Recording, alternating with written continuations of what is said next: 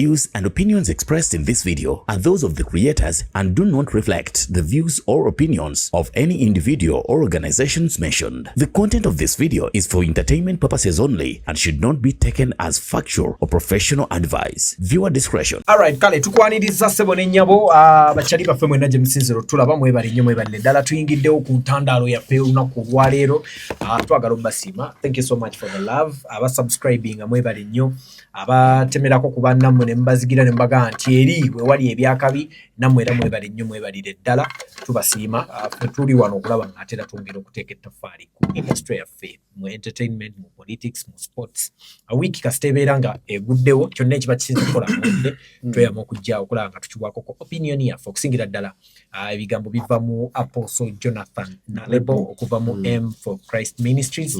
Era gwe tulina olunaku olwaleero Victor yo ali kwatekane Musafi live za over times tukize tutandikire wano olunaku olwaleero bya kasuuti simanyi obokedde mu meeting kedde mu kuteeseza gwanga na kupulaningira buweereza wa Millennials for Christ Ministries for our different partners. Amanya bampita Apostle Jonathan Nalebo mbalamusako mu linnya lya kitaffe Yesu Kristo w'ekisa ekingi ate era n'amaanyi ow'amaanyi naye ng'ate is very slow to anger.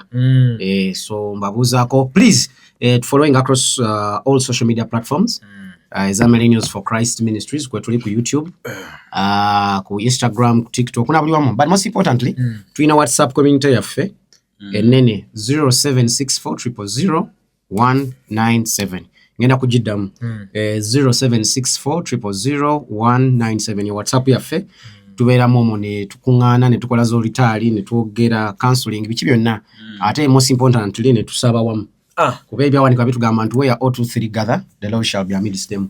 Musafi nyambako n'ekintu kyange ekyo mpiseewo n'ekyo lumu kino kipande ekipulakadi ekyo kiriko emmotoka kiriko enziga kino kibrabas kyekirooto kyo kati omuntu yenna ngoine we are doing this merchandise as Millennials for Christ Ministries. So oba oyagala osupporting Millennials kyangu kuliko Bible verse so kiteeka mu office sente eziva zigenda kukola ki Nacho chikuteeta nacho yes, so we can have something customized like this for you chameka chatte kusinzira kyoyagala banani kino obagenda bidiga mitwalo 15 so 0764000197 we can do something customized for you okolengo chikutte so bino ebyasoose byo wasazewo byawerewerere kuba 15 ku kye wakoze solo chuwa muyango ono kuba emotoka yo ya kiroto kyo naye kigambo kirimu gamba nti byonna bisoboka yanga nakisaawe enju yajjula n'ekisenge kyajjula andi yanga ali musingo room bwatula bwati alaba ebyobugagga biri nange wembanjagala sagala bintu bigenda ku stress yagala bya bugagga kubeera wala wamuno olaba ekitanda kyo TV yo mbere mu kisenge nera likiyente ate TV yange bagitwala kabagitwale nganda very good yanga nengo obulamu bugamba buti Apostle obulamu butambulanga we napubala tekisoboka omanyi Mukama Katonda ono w'amaanyi atenza nkoze bulungi cost temubulamu ko bitateredde naye tumalirizanga ekisaache kiri abundant kiri kufe nkyali n'obulamu am outside prison and am alive sina wannuma so kitegeeza ni Katonda obulamu bwange essuula y'obulamu yange tanagijjawo akyampadde opportunity so mwebaza. Okay, kale olunaku olwaleero ebimu ku ebyo tugenda otunuulira y'ensonga y'emisolo egiteesebwako okwongezebwa ku bintu bagenda kwongera ku mafuta enusu 2 mu mbalirire ejja 2 munange tubali tusasula nusu ndowooza 1,405. Surprisingly, do you know that I've never noticed the price of the fuel? Why? I don't know. I just park, put nga bakuteekeramu ng'ogenda, put full tank, put a half, put a 100. I'm not going to participate. Wallahi simanyi. No, waliwo n'omuntu eyatugamba nga Musafi bw'akyogedde waliwo n'omuntu eyatugamba nti atagula sukaali waka tasobola kumanya bwe bamuwongeza naye ate n'alinamu kasente yetafa ku bbeeyi gye bongeza yagenda bugenzi mu supermarket ajjayo kilo ya sukaali sina sente naye sitwalangako obuvunaanyizibwa okumanya bbeeyi y'amafuta waliwo nno munaye abantu nga yasooka kulaba petrol station eriko never nze nywa kati ngenza ku share over rubis conversation that one person but kanchi kunyonyola bwenti Musafi no tokyewanira mu kya kutamanya asikutamanya ne kali kunyonyola nti nze manya amane on this forum yes kati kankuyamwe kitegera abantu nze ina muganda wange gwenzirako is an accountant is called Mkwaya Steven Wakabi emotoka oboji njagala okwate emotoka yeyo no nye specifications zayo emotoka omuzungu wabajibala ajibala mu liters era kugamba nti emotoka eri liters bweziti eri engine V6 oba kichoba bwezito era nakugamba nti town service ekuvuga kilometers bweziti oba oli ku highway kuvuga bweziti ye yakiteeka unti amafuta olina ganywa mu lita era akugamba nti buli lita ekuvuga kilometer 13 oba ekuvuga kilometer 12 oba ekuvuga kilometer 9 kusinzira ku engine size yayo kati brother ngoye gwe nakijjako yo wabanywa amafuta aganywa mu liters si kya bukopi naye because emotoka bagikola bwekyo era emotoka yakugamba nti tugenda wantiganga nakama twaliwo kilometer 8 emotoka yangu emanji vuga ku highway buli lita envuga kilometer 15 era nanywa amafuta agali specific mukusooka mu butamanya nali mmanyi nti kya bunaku nti omuntu balotya amafuta bwotyo naye nagendo kitegeera ng'omuzungu akuje emotoka bwotyo yagikola abala kilometer era omumereka wowe oyogera naye agamba nti I'm going to drive 30 miles now converting amafuta chola abantu abakola motoka za transport nga sino truck bomugamba nti njagala ontwalira omusenyu okuva e Kampala oba okuva e Masaka paka Kampala abala tisino twakabulirita envuga kilometer 2 n'abala bikibicho na maana akuwa because emotoka yonga bwekoleddwa ina kunywa mu liters so it's very important nti gwobala miles zolina okuva enalya paka no tukolera akantu no manya nti buli lita mu benzi yange envuga kilometers bweziti no banga tovugira kukulooza chola oliye akatanibwa kaka amanya nti mulizavu nchaina mu emitwalo mukaga because emotoka yagimanyi nti enyo mu liters so cha kumanya so inategeera because amafuta aliwa cho inogamanya buli lita ya meka so that you convert omanye nti spending a cent zino so cha kumanya ate bina abantu bebateekawo musimanya ha mafuta gange mu jamu bichika ate ngambye emotoka search yoka ogenda banga bakulaga highway and town kozo muzungu agimanyi nti highway actually baba gita off road betambula alpha teriko ne searching teriko waje ananke kantu kena ko neka kigogamba nti alpha ne yebegedde yanga nali gumite ate bintu yabitandika acha surprise 2013 si wabi 13 tuli mwaka ki ogenda yeyo standard design wone Kampala oyinzo boli ne kumyaka jali oyinzo boli mu 2007 wakati kankubulire olaba ono wali ku kitebe wali omuganda afuga baita detach aina motoka ya 92 ngabajikola mu 19 mwebiri nga gwetona zali bantu bana kulooza nako ndi bagenda ku manufacture tugende ku miso alpha sinka biliena tugende ku alpha vuga biliena tuveyo tutano musajja naye musafya kategedako ali very important kati olona da Kongo gena mbalala kipime omanyo kilometer omanya amafuta buli cost yago kigenda kuyamba ovuga nga toina pressure nze vuga sente wenale Germany eyo na account kireke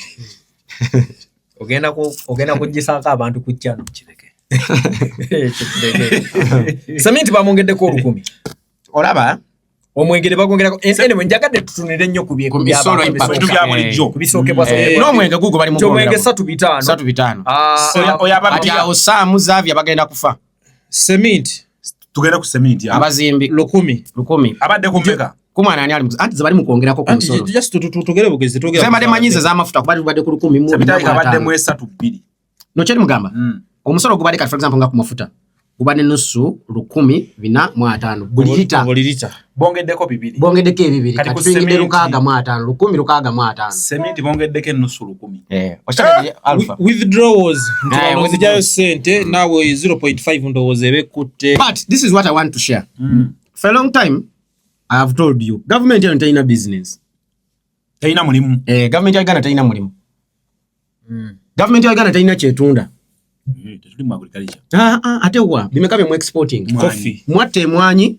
mwata pamba mwate byobulimi lina kikunnyonnyola exporting abakozi bakadama wetwadda foreign direct investment je bakomya wano but here is the thing nyanga and I want us to understand nti government ya Uganda yaffe it is not in business now the fact that the Ugandan government is not in business telina we just sente nga yo tourism it is underfunded ebyobulimi bili underfunded talent si bili underfunded oshagedde so right now government egenda kunyingiriza omuntu buli wasoboka ebenga yesustain kujjamu kye kujjamu at unfortunately the government eno je tulina eyana kyemalira egenda kulwana nnyo I'm going to tell you these are my words not yours so I don't want you to be liable I am liable okay sir government eno eyana kyemalira egenda kukola buli kimu ekisoboka omumenga sure nti efuna sente ezizastaining mu buyinza ezijibezaawo because omulimu gwa government eno gweri nagwo kagwekola gwakwekomera mu buyinza sikufa kuba nansi na government National Referral Hospital zino sente zibakira government PDM emyoga. Let me explain to you. At PDM byoli mkogerako yanga, this is where you lose the argument from. PDM bakwatane bajiwa trillion emu. Bakwatane bajiwa trillion emu. Gajibatade mu PDM nga bagamba nti yagenda otereza ebyobugaga n'ebyenfuna by'abana Uganda. Naye nga ate abakozi ba government abatawera mitwalo 5 aga Uganda. Wulira abakozi ba government abawera mitwalo 5 ga Uganda baba spendinga ke trillion 7. Mu misaala n'ebigundi zaabwe. So okadana mbutano. Yes, ne bakwate trillion endala 5. Ne ba spendinga kwa allowance ngabona agamba nti motoka bichi and all that nga babiwadde wano. So gwe no gamba trillion emu eya PDM egenda kula ku milioni 4 n'okwata trillion 7. State House budget ya State House erisi. I want to tell you, Younger, that this government has no business, does not care about you. Na kugamba Mulago yokka okuto ojuwadde billion 10 no papa wange 111 billion no kwata ababaka abapya bogenda okuspendinga no baspendinga ko 166 billion bagule motoka kushagedde tewali planninga tewali afina ku planninga tewali bisoni mugamba government yenu terina business tefayo kubyabulamubo tefayo kubya infrastructure kadwa ina bali mu kubintu bya CAF ne balinga abatabade bali prepared twaitwa akateleza nambole right now they asking for another 62 I mean actually 60 million US dollar to rehabilitate it. That's about 200 and something billion. Neche ho imante chiri ku mutindo kati ne webuza ani planning ile gwanga lino who plans for us ekibuzo do we have them netwina abantu no abantu omuntu akulira National Planning Authority tugene mpola yowe kitiibwa Prime Minister Dr. Joseph Muvawara Nsekere. Unfortunately Dr. Muvawara naye kenyini akugamba nti bwe yali mu lockdown Parliament yayisange bitu naye nga te involve National Planning Authority neke nyini yatuuka omuntu a planning ile gwanga ngatamanjigena ngatalina stike mutambuza mu lockdown ni baba kisoboka kikutegeeza nti ne gwanga omuntu atula butuzi mu class eyo n'abantu be na family ye ne basalawo ebintu ebyokukolebwa. So emisolo gigenda kweyongera, 1 because your government has no business, 2 because your government's role is to sustain itself in power and it's going to do anything under the sun to sustain itself in power. Apostle. The government is going to do anything under the sun. Ere emisolo gino mugenda julira. It is high time kyesiba mbagamba abasumba bamwe boogere ku bintu ebibaluma kuba biri important. Omusumba otagenda byogera because is tax exempt. Churches have zisasula musoro. N'abakola mu church tubagamba ndi mulimu kola buweereza. We don't actually pay them. TV zaabwe bagenda na meeting a president ne bamusaba sente n'abawane basasula ku bakozi abamu te babasasula. TVs, media houses, so oline. Media houses zichas notinga. Zesichasinze okusasula obubi wano. So abasuma abantu bagenda kwogera ku bintu bya affectinga because bo bali bulungi. Tebasasula ali bulungi atambula bulungi tagenda kwogera ku issues. Nefa abasumba abakola ko obusumba nga tulina ne business ze transactinga. Tumanyi the pain. Obulumi. Nekati pastor utaina yo business ya tatunda ngako ya demuzali, tatunda ngako ya t-shirt, tatunda ngako ya de kasoda, ajja nayogera bwogezi nayasama. So tebagenda kwogera ku issues by infecting is affecting because for them they are taxes chensibamba gamba. Please talk about the things that affect the people. Jine emisoro empya gye bali mu kudiscussinga gigenda ku affecting mukozi. We bagamba nti bagala 40% eya pay gye bali muteka ku bakozi pay as you earn. For people that have above 10 million, almost half of your salary is going to be absorbed. Obashagede tubade tubyogeranga ba corporate basulayo gwa nagamba bagamba bali bulichi bulungi kati nabo kijja ate nabagamba buli omu agenda kuloza ku bulumi bwa government yeno n'enfugenda wana labye nti n'omuntu nafuna emitwalo 4 naye agenda mujja ku 40%. kati ate we emitwalo 4 tate nani yekabireko protestanga aba kulinga amagondi nti ana gali ku plot 249 Victor Limomeka taja zogera naye afune enough. So guys, I want to remind you that this is our role for us all. Ate mulimu omuntu agamba ati katinga musafi nti nga wadda tugamba nti musoro gwa mafuta tegumukwatako ne naye bakujjiride mu second hand clothes 30%. Ngedako. Hey.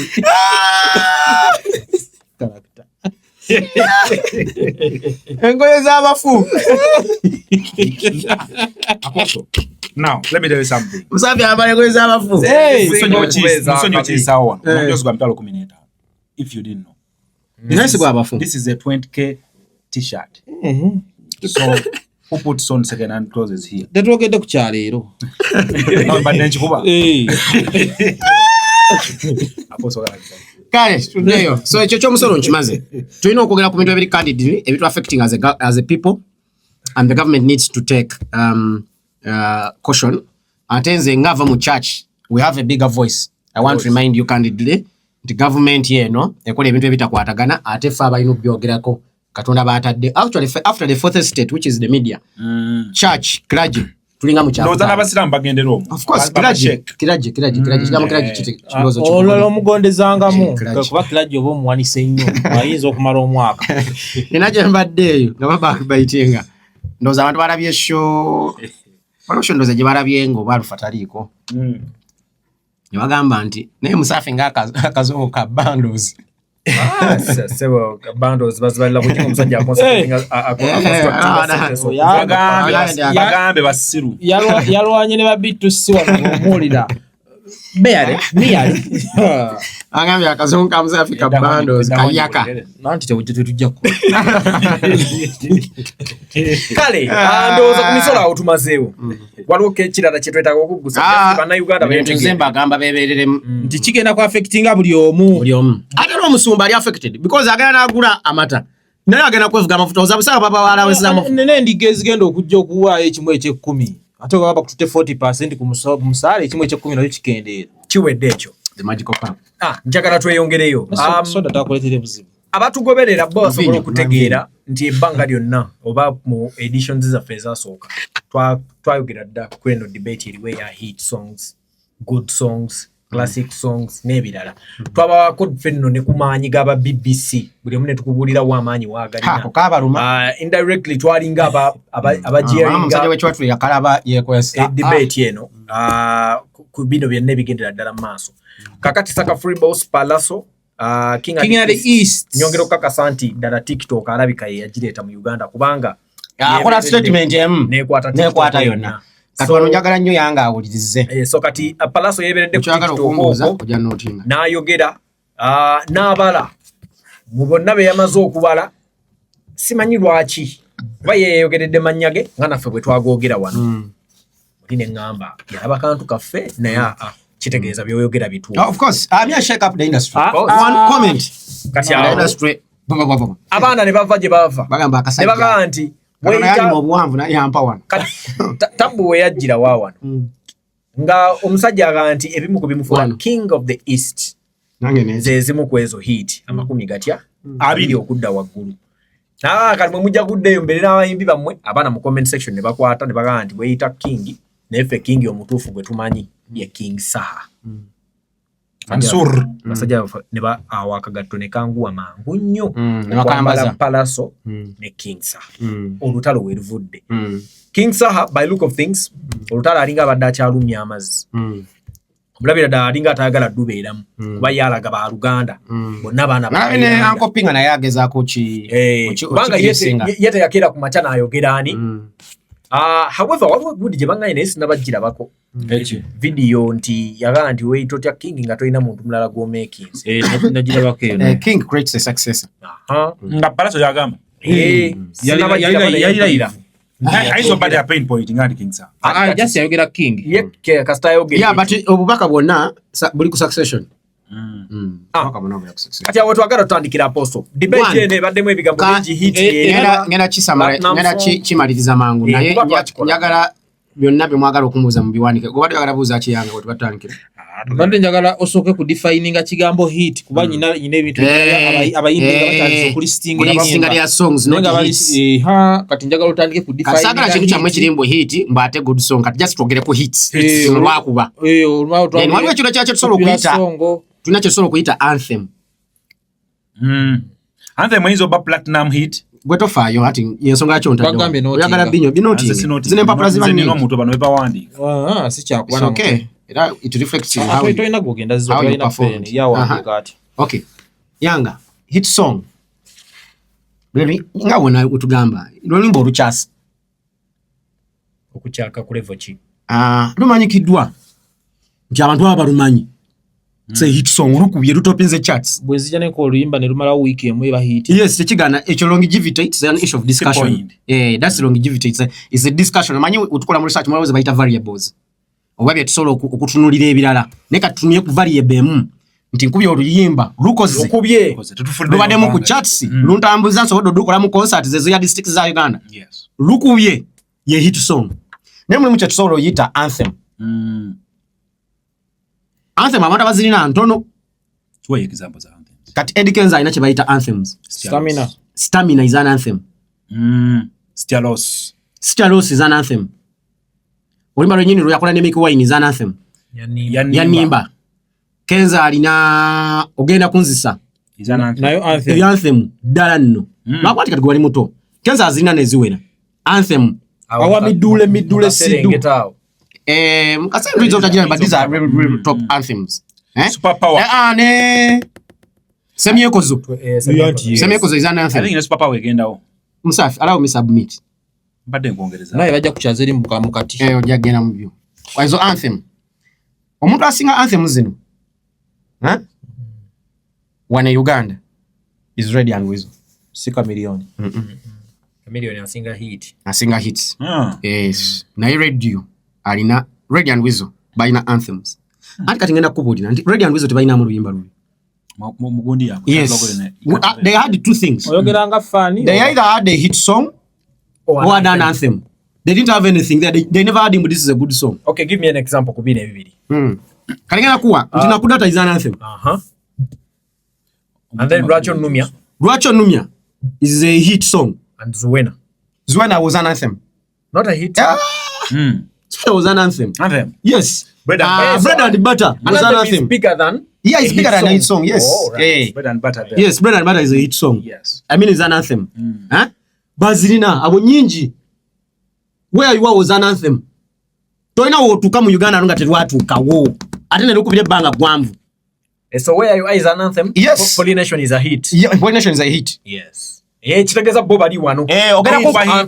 Ogenda kola ekintu is a hit song. Ready and Wisdom. Obudde is an anthem. Ozanyesa obudde. Agogo gali mateeka. Washagedde. Now ngenda kujja kwa nkutwaleko katono ebula ewalala kwa Africa. Wizkid has one anthem in his catalog. Ojuwa ilega. Actually bagiyita African anthem. Tada ngamujikuba. Tajizangako. David ayinachi. Gundi ono aye. Naye ayina lumu. Ayina anthem aye. Bana boy ayina kiri. Kiri kiguni kye bayita. Kino kyatandika agira ako. Not ndelo. Waliwo luno lwakuba ebigere. I'm forgetting. It's my but I'm forgetting. Kati nimugeza ko just kuwere. Kati nimugeza kezo zezo. Naye mulimu kino kyakimwagala okuyita classics. Classics lwemimbo olutavaawo. Oyo ye Maddox. Kati Maddox ate Maddox yakola album 2 zonna ze yakola classics.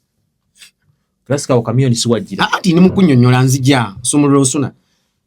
Maddox yakola classics album 2 teri aze muzikola naye kenyitadda nga muzikola zonna classics tezirivaawo. Kati Mr. Kisemakula papa alino bali bayita kankutendereze Anthem. Classic. Ni watu limale emyaka 10 okuva kati. Telulikoowa. Lulinga kanyimbe Juliana. Classic tesobola ba anthem. Ate mama Judith Babirye. Mbadde ati nsumulula osuna, but it's good that you're sharing. Mama olwa Judith Babirye. Classic. Birthday Pallaso. Ate njagala kujja olembe ngenda kujja tofaayo. Mbadde njagala kujjaawo. Mbadde njagala kulaga eri nkikuzimbire mubali. Okay sir. Olisogera. Ozolide anthem ezo. Chameleon alina classic gye bayita. Kuma wesi. Basimo ogenze. Bayuda. Basimo ogenze. Ye classic ekyasinze okuba ey'amaanyi mu Chameleon. Ne bw'oli kolotyani wamulidawa.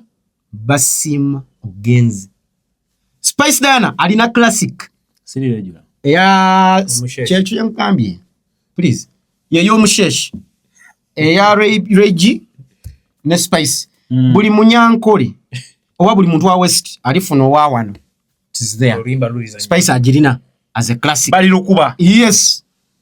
Kati musajja wa phone nyimba ze zakomya omabala aposo gyotaba. Ani. King Michael. Aina muko. Baya mu azina. Muko is a classic. Kwata. Tewali mukolo gwe bazanya. Ne batazanya olumba lwa muko lwa kwanjula. King Mike ajirina classic Atira kize oti wano Buganda. Wano Buganda. Which is okay. Ajirina classic. Anti Buganda is the largest. Buganda ni Busoga. We contribute 70% of everything. Chirioka agwawa. Ani? Chirioke chiri. Etatukalira ina classic yeyo hit. Shiba inayo classic.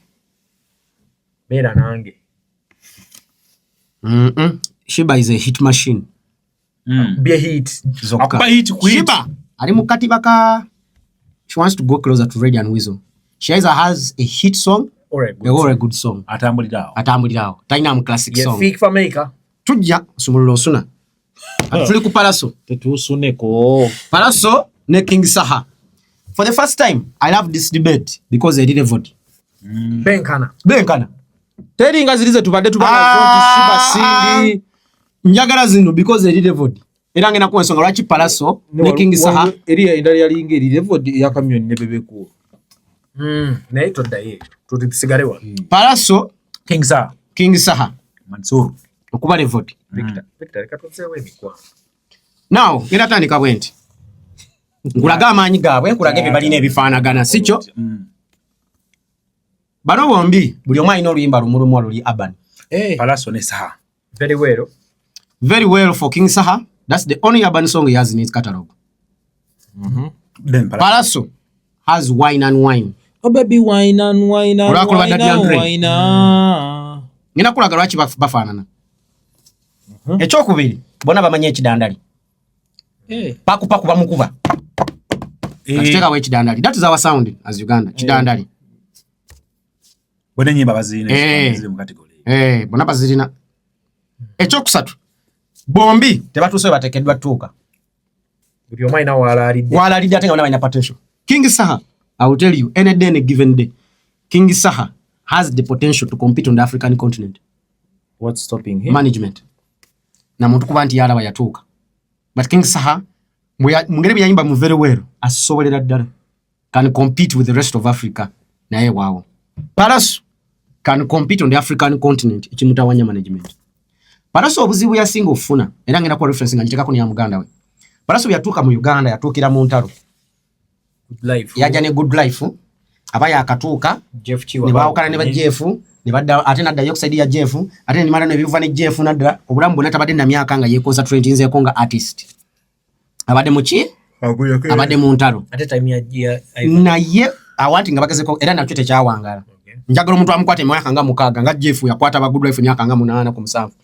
Nga bwe yakwata Shiba. Okitegedde? Kati Pallaso tabadde nakyo.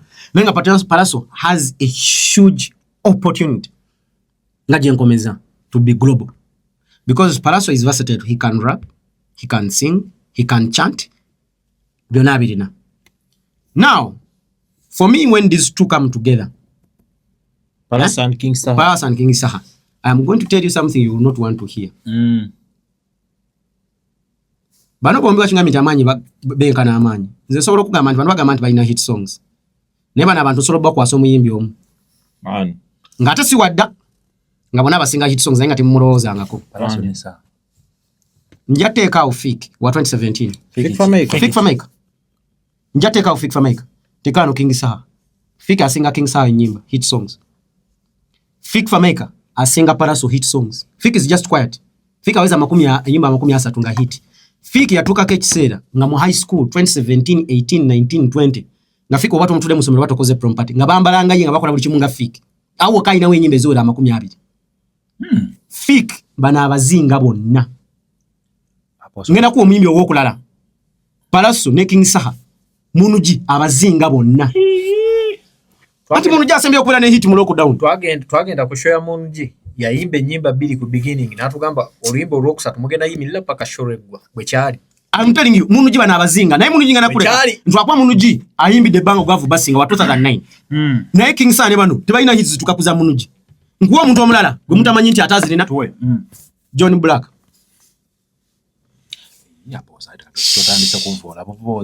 John Black lwakwamwete mumufaako batalina mawulire. Wawulire ekigambo hit. John Black okuva ku limbo lwe yasooka olwamuleeta. John Black buli mwaka abeera gyo n'ennyimba 2. Olwedde kati alina Angela. Kubanga waliwo alina oluyimba olwenkana n'Angela. Yes. Omanyi waliwo trending songs. Then neba ennyimba ezitambula. Kati ze nina ennyimba za Vailota.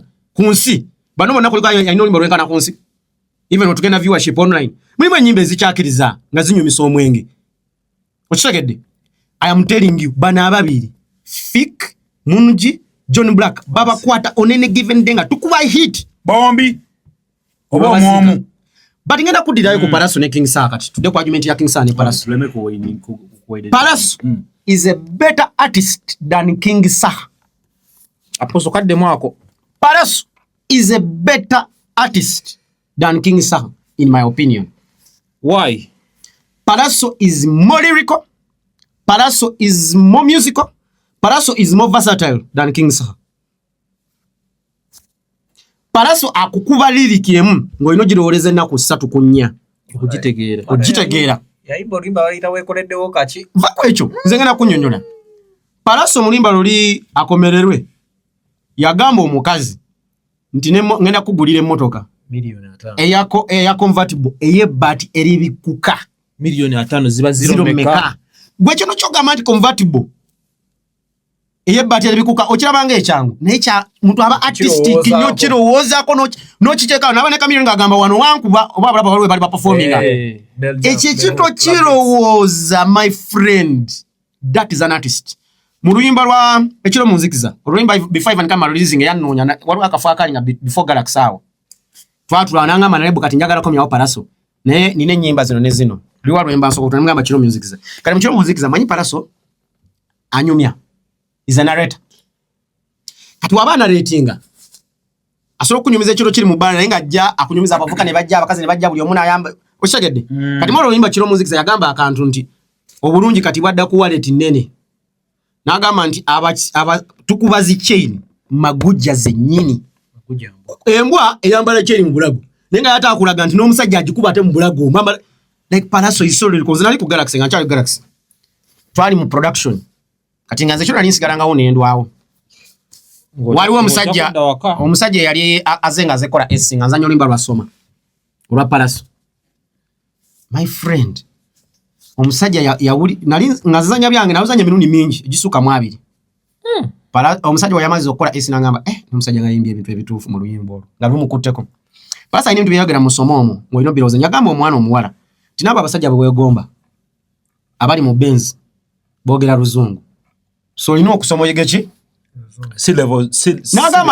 n'agamba nti ne mu maka we mubaako omu nga teyasoma muyomba kimu 2 ng'olaya akulangira nti ono butasoma bwe bukola ki bwe mutawaanya and it is a reality. Oshagedde Pallaso wakabi nnyo tikinuma just tuse wateekeddwa tuka olaba kyali mugambo ekya lyric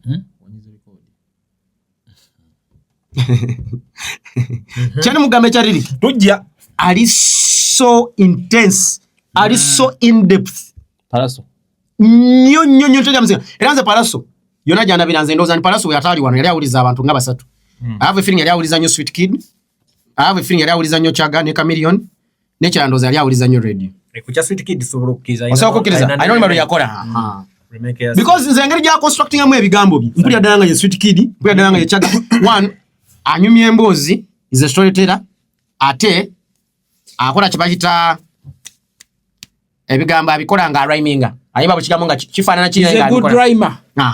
Then Pallaso kyasinze ono King Saha ekirala Pallaso already ayina mu classic eya birthday ate mama kati wetugato ya Judith babiri ate bibabirala ebiseera naye tukirize nti eya birthday agirina ebiseera luyimba ki kati nzija nti kyamalenga nti King Saha yali alina okuba n'ebiseera as a classic hit but it was poorly produced. But the message is still there. No, that's what the conversation we were having over the weekend. It is a song that I thought was going to be produced very well. Do a good video for it. It is a song that would stay here even 20 years. Missing your love ya jaja. Na yet lwabikirwa a bit. So Pallaso wanamanyi ge wegali nze bwe mulabira. He has the potential. Pallaso ayimba njagala mugende mutule mulize ennyimba. He's talented. Pallaso agatta ebigambo nno. Pallaso is lyrical. Ate Pallaso asobola okukola ekintu kyonna. Omuwidde mu limba lwo mashallah. Apostle mpayo ko kubirungi Saha byasa. Anti Jenzira. Bye bisinga obungi ndowooza. Kati Saha, my problem with Saha. Zimanya I'm a big fan of radio. Nze mbulamu bwange abayimbi bali 3. Oba 4. Let Paul Job Kafero, Prince Paul Job Kafero, Moses Radio Maksudi Sechibogo na Chintije, Irene Namubiru and Azawi. Zawi abana. Fiat taliko. Taliko. Muyimbi wange naye tatuka kwabo my friend. Azawi naye tujja mufunira olunaku. Kati nyonya mu breaking word by word. Okay. Kati awe bayimbi bange. Sechibuzo badombuza anti King Saha mani galiwa. Ebirungi byasinga excuse me. King Saha. Not discrediting. Omani King Saha muyimbi wanchuka chuka. Ega mwaga. Ni munanchuka chuka 411. Oh, 411. Ni wanchuka chuka ni mwagizi wa Bobby Wine.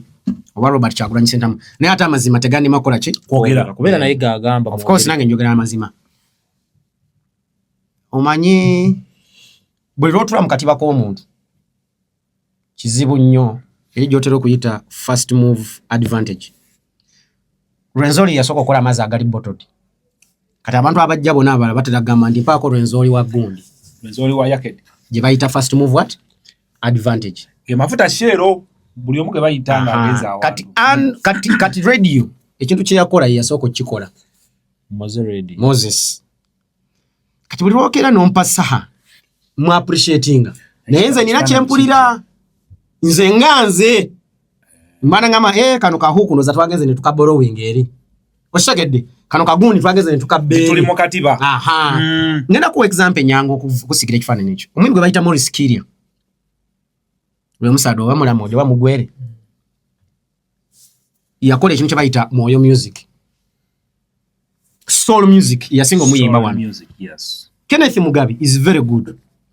Ne Kenneth Gabi lwayimba tumukomparinga na ki?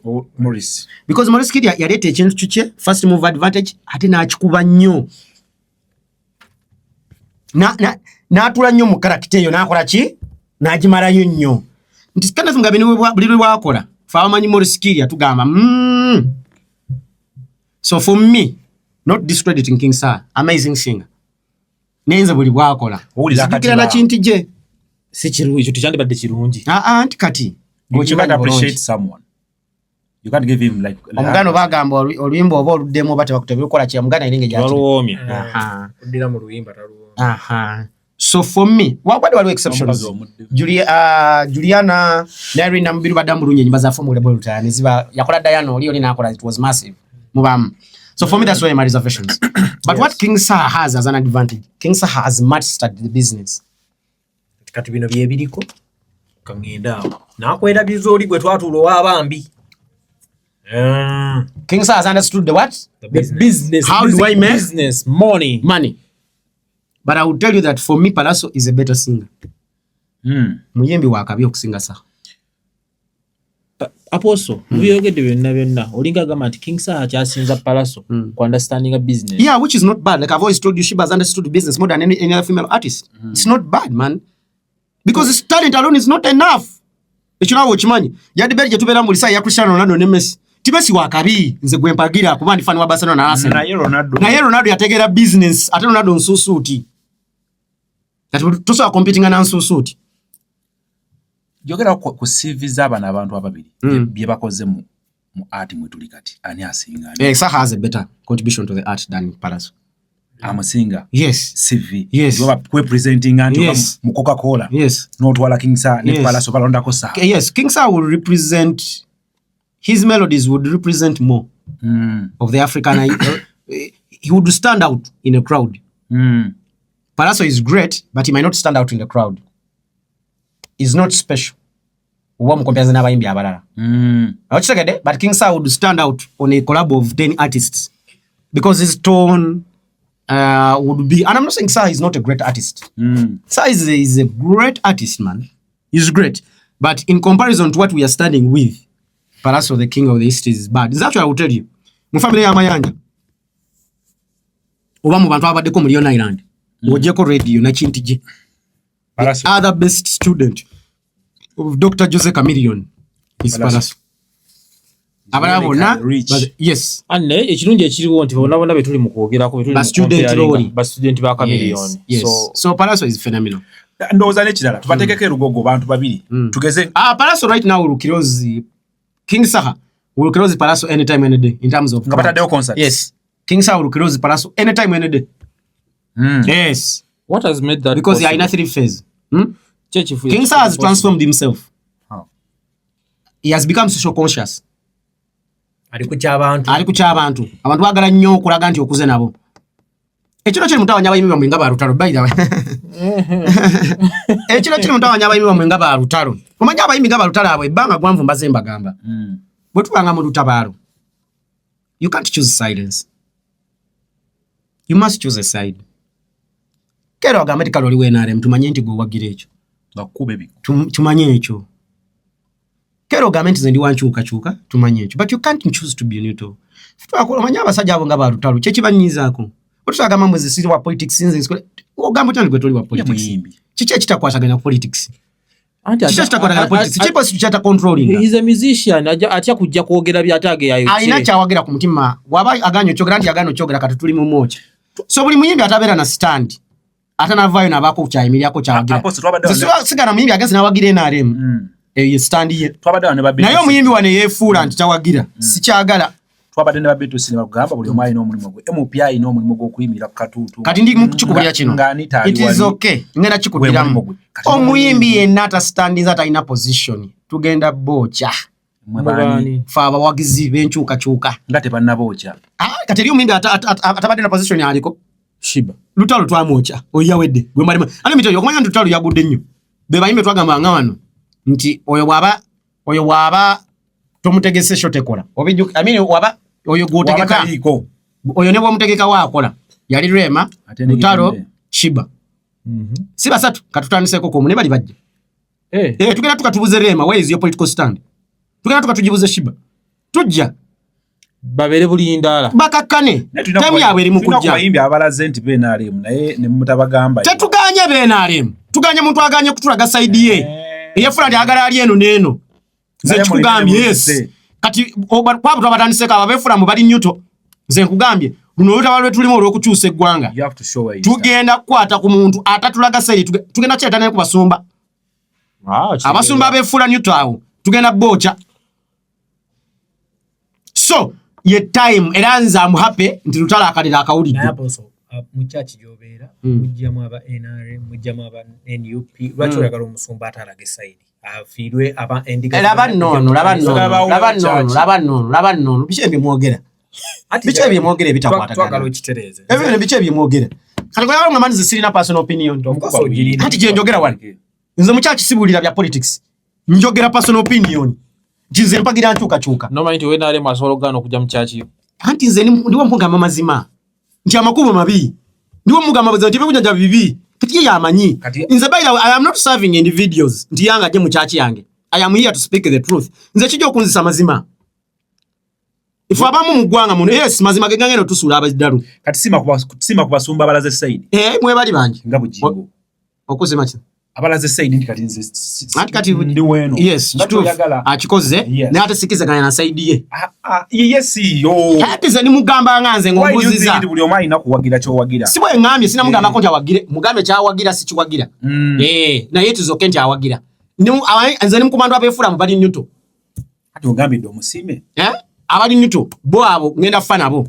era buli we munteeka wano tugenda bocha omanyiza omuntu atawagira Bobi Wine muunya n'omwewuunya Bobi Wine is a whole phenomenon. Bobi Wine is a story that we believe that is transformation. Bobi Wine is a story that we say it is possible. Bobi Wine is a story that we say you can break barriers. Bobi Wine is a story that we can say your background does not matter. That's why we support Bobi Wine. It's a story for everything. It's a story for everything. Yes. The man completed life at 35. But abantu bonna bali mu kwesimba ko tebana bako bakoze bonna nga bamwogera. Kati mwenda bawanga mugati gwa bata. Byanonya Bobi Wine abirina naye Bobi Wine avudde n'agamba njagala kukiikirira abavubuka. So nzembe wunya era zo muvubuka ye n'omuto below 35 nga toli wankyukakyuka mba nkwewunya. He completed life at 35. Yeah. Apostle doza sima no. Bobi Wine before coming to parliament he had completed life. Chichi atenda gotwagoma Bobi Wine abere muganda wo. Eri omuntu katwagoma Bobi Wine abere muganda wo batatawo. Ngoyogeza mazima. Buli omu kyegomba. Si buli omu. Musafi wamwe wali yenkana Bobi Wine. Si buli omu. Mean anything. Damu ekibuuzo.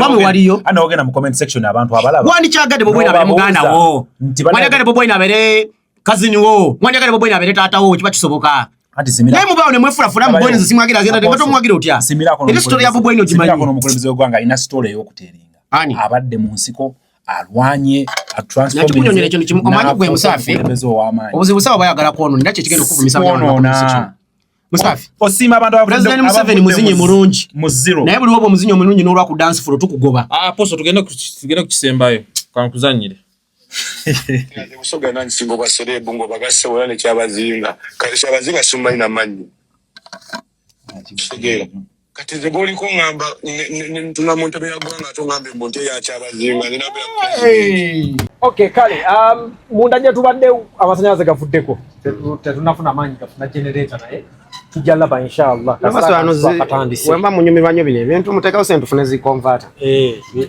tubadde ku audio batu bikola kulwamu tubadde ku audio ya alien emirala naye usoga nani singo basore bungo bagase wala ne kyabazinga kale kyabazinga sumaina manyi segera kati ze goli ko ngamba tuna muntu be yagwanga to ngambe monte ya kyabazinga ninabe president segedde deni bankwate bulungi nga sinafuuka ewe nabadira mada wa nyabatu wale Iran ate nsonga zaabwe zabadde na nafune soka nembata so kumaliza basajja nga ba military newe kiganda bagaddako badda mu kompeza bikale bo bafuna mochi batuka yano oba peace they chose what over to you Apostle lulena abanyonyolera njagala kudda mu banyonyola omusajja Principal Job Kafero one of the greatest musicians of all time yayogera ku kintu kye bayita I think mu luyimba lwe bayita amavubuka yali ayogera ku abaana b'ekibi abasooka abaana b'ekibi abo baba abaana nga tebamuzaala mu makoomo nga si woomwo mu lujja omwo nga bamuleeta buleese oba omusajja oba maama yazaala abaana 8 naye n'abamu gwabikkiramu era yagamba nti byebyo biwamantuka amawanga ne gasamaala abo abaana bw'owulira nti yakutte nnyina oba oli yazaddemu mwannyina bwe bityo so ebintu ebya unfortunately mu church ffe tusobola obisabira those spiritual curses those burdens ne tuzijjawo naye mwe mulina ate engeri gye mu promotinzemu ebintu ebyo it is okay nze nali njagala okubeera comedian when I was young nti nga buli lwenva mu class towards the end of the preps nangenda mu class ndala nencrackinga jokes for another 10 or 20 minutes kati mune bayita muzeeyi wange ku ssomero ne bamugamba omwana ono atawanya bane nga bakola ki abasoma muzeeyi nangamba nti jona golowooza nti buli baba baseka baba kuwaana naye babagamba oyo omusiru mulabe so omuvubuka ono bwe lwemuseka ne muwa microphones naddala bano abantu b'ennaggulu ye abalowooza nti wakabi naye the world is actually laughing that you see this empty head. You see an idiot. Yes, so that's what the world is doing. I'm saying yangamba luli. That's na njagala kupasuinga comedy as one of my careers. Ila chankomao. Kwa mzee yangamba nti baliwe baseka goza nti bakuwana. Na your first students are saying you this stupid man. Instead of revising is here. And I don't know why a big media house like for this man would give that. Those actually when mulenza aba going beyond the minimum broadcasting standards. Kurachi. Atosola kutyobola kingdom number. Bweka no gamba muchabazinga to mumanyi. Shagara obutamanya it is okay. Na inzo pata mumanyi. Yeah, but honor. Bantu banje betutamanya nengo tubasanga tuba honor. Ngatosola bya ya gambye ntebe gyatu demuja ino ba. So yamanyi nenga bwe nkugambye nti unfortunately omuntu wa Uganda okumanya nti yagweddalu okumalanga tumaze mutwala butabika.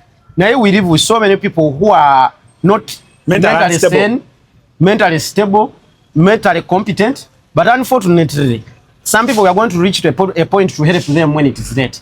So nga bwena kugamba luli nti tulwana n'ebintu bingi ebimu biri spiritual.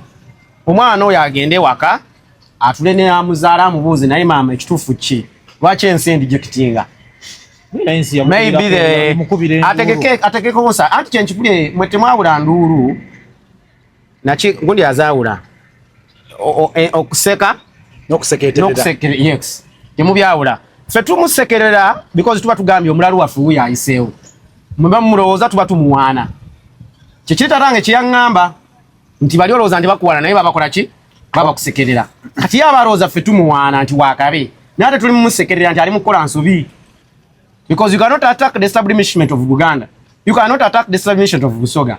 These kingdoms have been here far better than you. Omanyi ntalo bire zotawangula towangula lutalo lwa mawanga towangula lutalo lwa dini because bina bibaddewo okusinga bino bino so biwangula so ebyagenze mutasobola kukola ki kubiwangula Busoga ebaddewo tajimanya ate nagamba its contribution is very big maybe because abera mu bantu ntwabo so adde waka yebuze kubakadde oba mwana wa mulujjo basi mwana wa mulujja kimuyambeko okwezula n'okwemanya otherwise we are going to live with a problem feche tulina okulwana ate bwe mugamba nti wa maanyi ategeke ko cricket over ade ku freedom city tacha yagala tegeka kati center alina kale bambi it is okay so chenjagala okugamba nti ajja seeking help from religious leaders.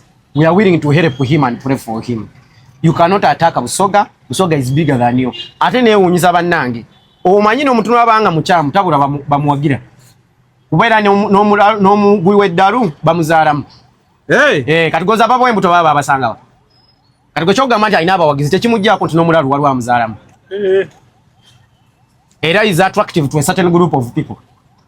A mad woman on the street can still be attractive to a certain group of people. So even your artist is attractive to a certain group of people. I don't know about attracted. Maybe they think like him. Who's artist? Maybe probably the man on the left. So maybe he also needs to be examined if he's mental okay. Because from the previous video I was seeing, everyone was casting it on that man. So gubaga tigwe chibyo solo chiwagira. Nze mpagira radio tetufanana. Mpagira azabi twanga tufanana mu ndowooza. Mpagira Prince Job Boy Cafe twanga tufanana mu ndowooza. Agasajja kaagala ku. Adeba yo musajja ow'amalevu nga naye ayina gwawageza. Twandi baba bafanana. Bajja kusitika ogwere wasi. So omuntu angaye batero tugamba nti abantu balonda ababaka be bafaanana. So n'abantu abawagira omuyimbi oyo bakola bakola ki? Ebigambo bisemba yali en skill. Ajje tumusabire. Ajje tumuseeke emikono ekirala agenda abuze kwa muzaala nti ekituufu maama bile mitu byenkola bampano babansekerera n'ekirala obuzibu bwavaawa then maybe the mother will be opened again maybe you were rejected in the clan or something because it's not okay and it is soon enough attention to be rehabilitated. Bajja kukola bwe bati ogweye mabega gweyogera nnyo. Ani okunkola ati totidde gali kusanga gali ensange tulabe watatambuza bigere na kusanga niwe mba mitambuza ngena linya boda yange. Let's meet and we see who is who and who is who. Omanyi mmwe buli omu agenda sinkanako omuntu w'amaanyi mudikolo yo musajja w'emmotoka abadde yakaweebwa excuse Museveni President Museveni gwe yali fitinze okusibwakwe naye yali abikola paka yasangayo gwa tasobola kola ki bikola kati naye abadde abikola naye nabadde abikola nga tanagwa kuggwe nga tanagwa kunze kati nange abinkoleko effujja alabe bye.